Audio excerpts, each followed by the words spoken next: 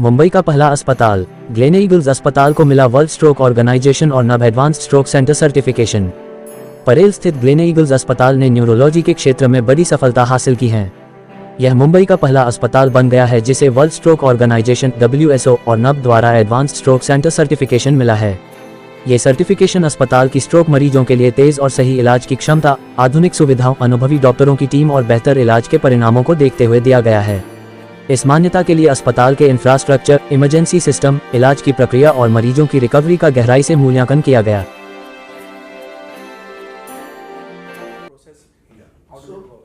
So basically, when you want to deliver an advanced stroke care, the most important thing is availability of experienced team members.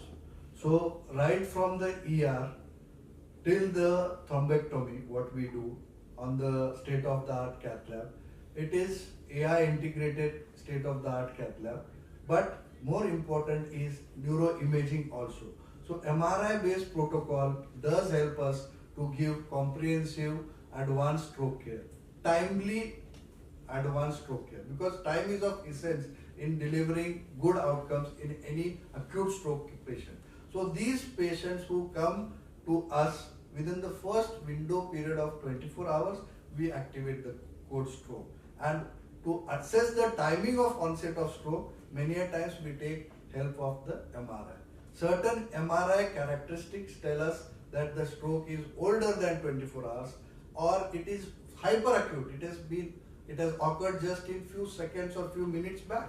So if that stroke patients we start treatment, trust me, believe me, it is a miraculous treatment, either thrombolysis or thrombectomy. That patient goes home back without any deficit, and you will not even identify that patient has had a stroke. So that is the advantage of advanced technology, imaging, as well as our cath lab, which helps us to give timely treatment. First is early diagnosis and initiate timely treatment. So how does the common man understand that this is a stroke, and what are the first steps that he has to take? Does he order or call for a cardiac ambulance, and how quickly it is available? Is it possible for him to just bring it in a Uber or cab or something? Could you just throw some light on that? Yeah, so it is extremely important, and in fact one of the main reasons that why we have these sessions and awareness in stroke is very important is that the person sitting at home and his family, the person, if he is able to, or his family, they should immediately call the hospital, and while choosing a hospital you should choose directly an advanced stroke center, okay? And that you will choose, if you choose that center rather than going to a smaller place which is not capable of handling the acute stroke situation, time is lost, and so there is no time to waste. You must reach an advanced stroke center like Gleneagles or any other wherever you live. But reaching a stroke center, which is that is why the importance of these certifications, etc. Because now that center is trained, is geared to handle these patients in a very time-sensitive fashion. So you should call the hospital immediately, call for an ambulance, and just reach the ambulance of the nearest stroke center. And that is your best chance of saving your life, your limbs, your speech, your face. That's what you should do. So you wanted to say something? Yeah, so I wanted to just say that when it comes to technology, it's not only in-house, but Dr. Dange can elaborate on it. We've also developed something called as hub and spoke model when it comes to advanced stroke care. Of course, it is not part of the certification as such, but it is an extended thing that we've actually offered to society at large, where we've tied up with a lot of diagnostic centers and small nursing homes in the periphery, where if the patient reaches there, and if you are able to get the CT scan or an MRI done, okay, we can actually get the diagnosis and wheeling the patient or start the treatment there only, okay, and the expert advice is being given by Gleneagles from here. Would you like to elaborate on that? Yes. So basically this is an artificial intelligence enabled protocol wherein we have a software which is installed in the hub and spoke model. The spokes, hub is Gleneagles Hospital and the spokes are the diagnostic centers, wherein a CT or MRI is done of a stroke patient. Your questions were very valid, very important, very practical. which patients need to be transferred to the stroke center or for diagnosis.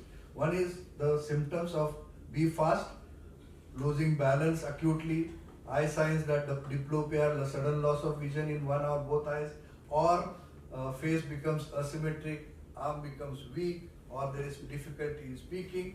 These are the symptoms which are of acute, either one or combined symptoms. If somebody notices, these patients need to do a neuroimaging.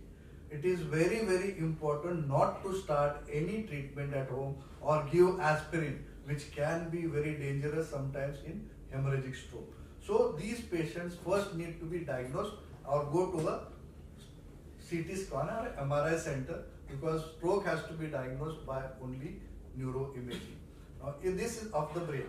Now, once you do this, now these are the centers which are in the periphery. Not all patients will come directly to Gleneagles with a symptom of stroke. So they will go to nearby center diagnostic where we are collaborating, and this is a AI-based software which notifies us. Suppose night 8 in a 1 o'clock or 2 o'clock, a CT scan is done of a stroke patient in Ghatkopar. Now that center is tied up with us.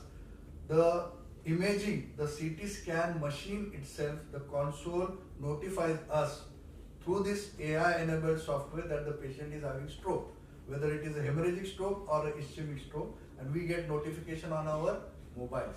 We are activated. Now what we do, we have made one more facility available, that our Gleneagles ambulance goes to pick up these patients from the dedicated our hub and spoke model diagnostic centers, and we get these patients to Gleneagles so that we don't waste time and start treatment at the earliest.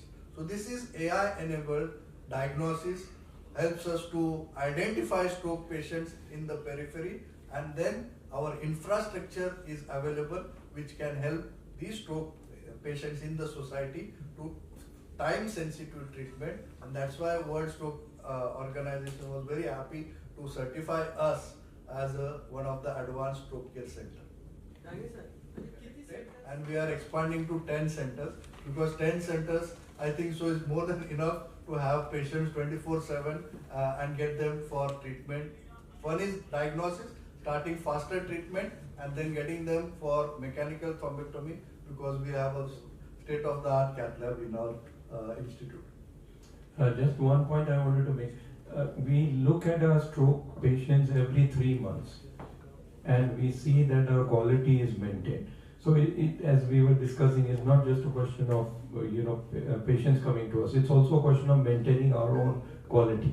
मतलब हम हमारी quality हर 3 महीने में देखते हैं कि भाई patient का डोर टू इमेजिंग टाइम क्या है, डोर टू नीडल टाइम क्या है, डोर टू ग्रॉइन टाइम क्या है, डॉक्टर ने उसको टाइम में देखा कि नहीं, और उसका ट्रीटमेंट बराबर हुआ कि नहीं, आउटकम क्या हुआ, ये हर 3 महीने में हम रिव्यू करते हैं, और हर 3 महीने में हमारा स्ट्रोक का मीटिंग रहता है, कोड स्ट्रोक मीटिंग, तो उसमें रिव्यू करते हैं।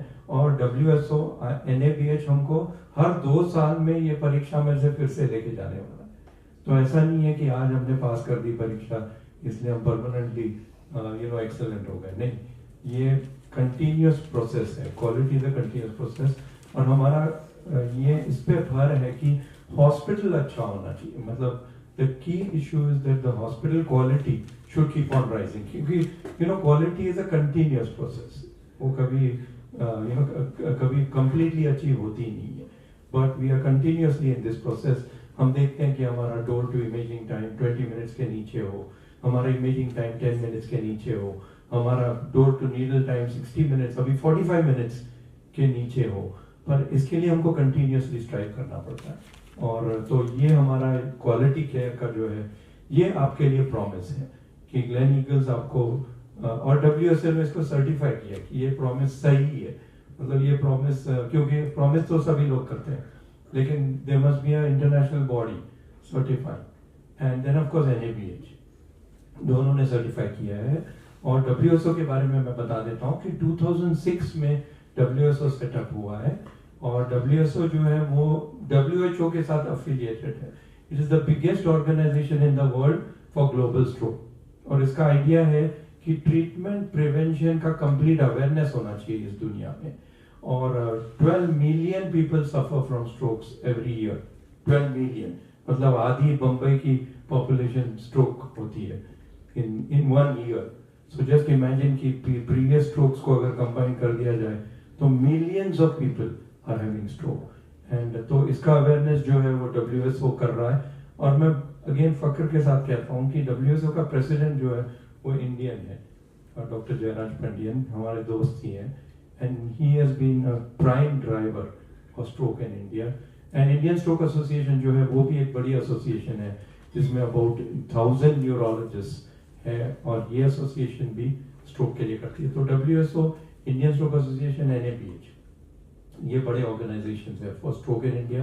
एंड हम चाहते हैं कि आप स्ट्रोक के बारे में अवेयरनेस कराइए, पेशेंट्स को अवेयर कीजिए कि सही सेंटर में जाइए। क्योंकि कई बार ऐसा होता है कि पेशेंट नर्सिंग होम में जाता है पहले और 24 घंटे के बाद हमारे पास आता है और फिर कहता है डॉक्टर साहब आपने ठीक क्यों नहीं किया। सो आई थिंक ये बड़ी अहमियत रखता है कि patient should not go to a wrong centre, should go to a proper centre. और प्रॉपर सेंटर में of course we are the advanced stroke center, first in Mumbai. So we look forward that other quality work also comes through. It's not just our hospital which is important. I think ultimately अपना life patient centric है। As doctors हम चाहते हैं कि patient अच्छे हों, बाकी तो ठीक है, बाकी सब is okay, but I think we want to be patient centric. So patient हम ये भी कहते हैं कि patients ने बताना चाहिए हमको कि ये टाइम पे नहीं होगा, ये ट्रीटमेंट नहीं हुआ, ये सही नहीं हुआ। तो उस हिसाब से भी I think patient awareness is very important. और आप लोग एक बड़ी अहमियत की कड़ी है इसमें कि दैट आप पेशेंट्स को अवेयर कराएंगे। और बी फास्ट जो है, जैसे इन्होंने कहा, balance I face arm speech time, तो ये स्ट्रोक के निशान है। तो बी फास्ट आप जरूर लोगों को अवेयर कीजिए। And thank you. नमस्कार sir, this is Sujata here from. अगर वो जैसे आपने बताया कि कभी कभी राइटिंग में, तो मेरा एक पेंटर था, उसके सिर्फ पेंटिंग में फर्क पड़ गया था। he was a painter and he was a very beautiful painter। उसने मुझे पेंटिंग भी प्रेजेंट की है, बट ही उसके पेंटिंग में बोला डॉक्टर साहब मेरा फूल बराबर नहीं हो रहा था, बाकी सब अच्छा था। And but he could pick it up suddenly and he called me, so I said no this is a stroke, you have to come to the hospital. तो कभी कभी क्या होता है कि स्ट्रोक अपने आप भी रिकवर हो जाता है, दैट इज कॉल्ड TIA और ट्रांजिएंट इस्केमिक अटैक। इसको मिनी स्ट्रोक ऐसा भी कहते हैं। तो ट्रांजिएंट इस्केमिक अटैक में ऐसा है कि मेरा हाथ ढीला पड़ गया अभी और 2 मिनट में या 5 मिनट में ठीक हो गया। तो यूजुअली पेशेंट्स ऐसे तो कहते हैं कि मैं नहीं जाता डॉक्टर के पास, मैं तो अच्छा हूँ।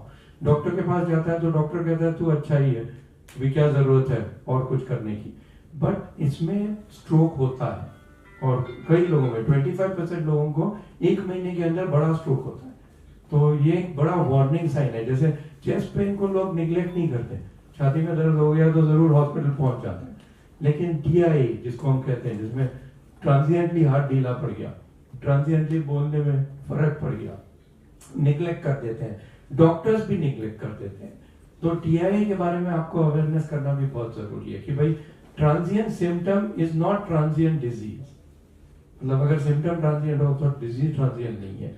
तो कई बार हम ऑफकोर्स GPs के साथ टच में हैं, GPs को हम बताते रहते हैं कि भाई ऐसा कुछ हो, आपको सस्पेक्ट हो तो आप MRI जरूर कर लीजिए, क्योंकि MRI का पिकअप एक्सीलेंट है। मतलब डॉक्टर चिंतन त्रिवेदी अगर मुझे बोलेंगे कि ये ठीक है, अभी कल ही पेशेंट था अनकॉन्शियस था, बोला स्ट्रोक हुआ कि नहीं, we could not make out because very difficult in unconscious patient. Doctor Trivedi बोले नहीं इसका MRI क्लियर है, तो we knew this was not a stroke. So I think आजकल इन्वेस्टिगेशंस और ये अवेलेबल है, अब सब लोगों को अवेलेबल नहीं है इंडिया में, that is the unfortunate thing. But yes, अगर सिम्टम हो तो जरूर उसको चेक कर लेना चाहिए। और ट्रांजिएंट इस्केमिक अटैक यानी मिनी स्ट्रोक के बारे में अवेयरनेस बहुत जरूरी है कि भाई अगर सिम्टम शॉर्ट टर्म के लिए हो, मतलब 5 मिनट के लिए भी हो, 10 मिनट के लिए भी हो, तो इसको इन्वेस्टिगेट जरूर करना चाहिए कि उसको 1 महीने में हाई रिस्क है बड़ा स्ट्रोक होने का। तो इसको TIA ऐसा कहते हैं। इसका अवेयरनेस बड़ी अहमियत रखता है, आपको जरूर इसका अवेयरनेस करना चाहिए, सो दैट इवन GPs उसको मिस नहीं करते और पेशेंट को बराबर डायरेक्ट कर देते हैं और MRI करवा लेते हैं। Thank you. बहुत सारे पेशेंट्स ऐसे आते हैं जिनको ब्रेन हेमरेज का शुरुआत होता है और तभी ऐसे ब्लॉकेज के स्ट्रोक के सिम्टम्स होते हैं, right side weakness, left side weakness, speech में प्रॉब्लम और वो ब्लीडिंग चालू रहता है और कोई गलत तरीके से उनको अगर ब्लड थिनर देंगे तो बड़ा क्लॉट हो जाता है, जिसमें जान जा सकती है. तर तेच मला डॉक्टर तुम्हाला विचारायचं होतं की अशा वेळेला एथिकली राईट आहे का हे It डॉक्टरांनी is इंजेक्शन देणं? not recommended, it is contraindicated. That's why I said initially की आपण हे करू शकत नाही. न्यूरो इमेजिंग केल्याशिवाय, डायग्नोसिस केल्याशिवाय ट्रीटमेंट स्ट्रोकची होऊ शकत नाही. त्यासाठी आयदर सीटी स्कॅन, बेसिक और MRI. जिकडे MRI नाही आहे तिथे सीटी स्कॅन But कुठेही after होतं. giving that injection blood thinner, We the can- patient can come to your hospital and it will be recovered. But we should not promote giving blood thinners or injection without a CT scan. Basic. It is contraindicated. It is unscientific. We have seen patients, doctors, general practitioner. One general practitioner came to us who was given because he started having tingling, numbness, and one-sided little symptoms and face. And we did a CT scan. He was given aspirin 300 milligram on the way, and he had a bleed. So it increased. He needed surgery. Luckily, he survived. But he had a developed because it increases the bleed. It is harmful. So it is not recommended by the guidelines to give any treatment at home or on the way unless you confirm by brain MRI or CT scan. हा, तुम्ही जे बोलता ना ते heparin बद्दल आहे. बरेचसे nursing homes अशा पेशंटला ऍडमिट करून देतात आणि त्यांना हिपॅरिन देतात. बरेच इमेजिंग करतात पण त्यांना हिपॅरिन देतात आणि heparin is not the treatment for stroke. And in fact 25 वर्षापूर्वी ट्रायल्स होते हिपॅरिनचे अँड दे हॅव शोन की you can treat stroke with heparin. You can prevent the next stroke, but you can't treat that stroke. And in fact, as Dr. Dange correctly said, की त्याच्यामध्ये bleed होतं आणि bleed Mule patients deteriorate. So heparin is completely contraindicated as treatment of stroke. पण बरेचसे nursing homes हे करतात. It's unfortunate की they low molecular weight heparin देतात अशा पेशंट्सना आणि असं दाखवतात जसं की आपण त्यांना ट्रीट करतोय, त्या स्ट्रोकला ट्रीट करतोय. But this is not the treatment of the stroke. And in fact, it can produce bleeds in the stroke. The correct treatment of stroke is, as we said, thrombolysis, म्हणजे clot bursting, किंवा mechanical clot retrieval, किंवा neurosurgery. But heparin is not the treatment of stroke. आणि ते काही patients बद्दल म्हणजे काही त्यांना इन्फॉर्म नाही करत, which is sad. But I think you have to create awareness. Heparin is not the treatment of the stroke that has happened. It can be the prevention of the next stroke, but it's not the treatment. That's important. एक point है कि this question often arises, ये कई बार सवाल पूछते हैं और ये हार्ट के जो सिचुएशन है उससे कंफ्यूजन होता है. हार्ट में पेन होगा तो एंजाइना के लिए वो गोली लेते हैं, तो गोली ले लो और फिर डॉक्टर के. ब्रेन में ऐसा नहीं है. अगर ब्रेन से रिलेटेड सिम्टम्स हैं, वो बी फास्ट के सिम्टम्स है, चेहरा या हाथ या कुछ वीक हो गया, सडनली बोल नहीं पा रहे, अगर ब्रेन रिलेटेड सिम्टम्स है तो कोई गोली आप नहीं ले सकते. आपको कोई भी गोली लेनी नहीं है. हार्ट के लिए ठीक है, गोली नहीं लेना है, हॉस्पिटल पहुंच के स्कैन करना है, फिर ही कौन सा गोली देना हम भी नहीं बता सकते. कई बार पेशेंट को देख के, सामने हमारे पेशेंट है, हम गोली नहीं देंगे एंटीप्लेटलेट, क्योंकि अगर वो ब्लीडिंग हो गया तो क्या उल्टा हो जाएगा. सो इसीलिए खुद गोली घर पे नहीं लेना है. ब्रेन के सिम्टम्स अगर अक्यूटली हो, घर पे कोई भी ट्रीटमेंट नहीं लेना है. डॉक्टर से भी बिना फोटो निकाले ब्रेन का कोई ट्रीटमेंट नहीं एक्सेप्ट करना है.